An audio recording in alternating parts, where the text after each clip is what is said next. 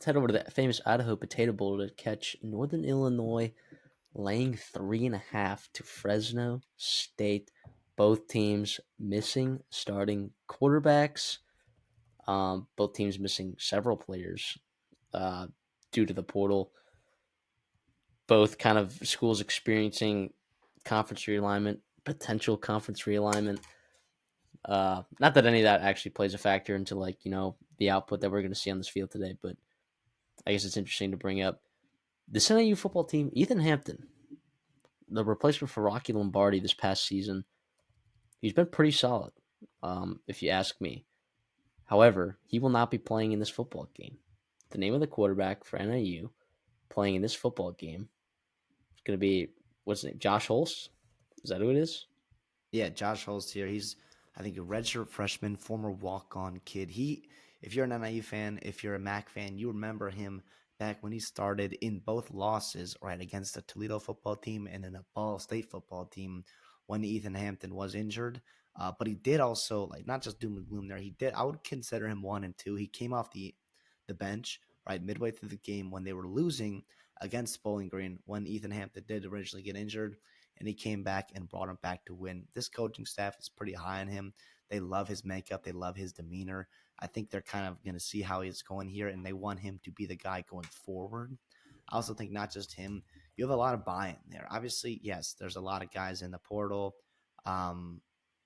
You've got Santana Banner, right? You're going Chief Power 5. You've got Skylar Gil-Howard going Power 5. You've got Sanders going Power 5. Knighton going Power 5. A lot of defensive names there. Holy cow. On that, pretty stingy NIU defense. No matter, though. I feel pretty good about this game here for NIU. 16 seniors, right, on that depth chart that they released there for NIU. I love that in bowl games. They also have guys who all those guys who are starting, in place of these guys in the portal that were starters, they've all started before. They do have a lot of experience, so you love that too. You've got, stud defensive tackle Devontae O'Malley playing in that game. He's been on a tear, six sacks in the last 8 games. Right, I know it's the MAC, I get that, but I think it's pretty damn impressive as well as the safety there. Valcarcel, right? So that's also big for you. I think NIU is going to dominate this front seven, right? And that they have to. They have to on defense because you've got a Fresno team, right? You mentioned Mikey Keene. He's out of here. You're going to see, I think, a combo of Joshua Wood and Jaden Mandel. It sounds like Wood's probably going to get the start here. He's been playing a lot throughout the season because he's more of a change of pace guy, 6'2", 200 pounds, almost like a semi-wildcat guy for him.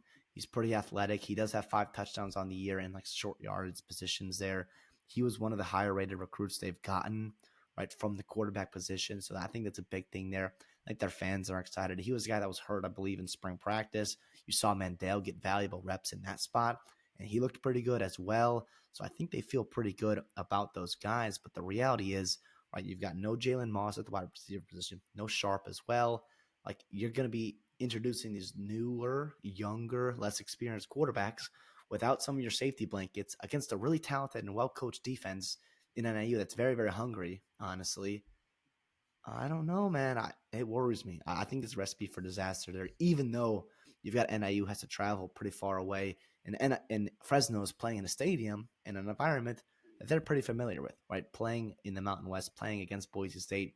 Obviously, they'll be on the blue turf there. So that's how I'm feeling. How are you feeling? Yeah, I'm liking NIU a lot right here for all the reasons that you just said.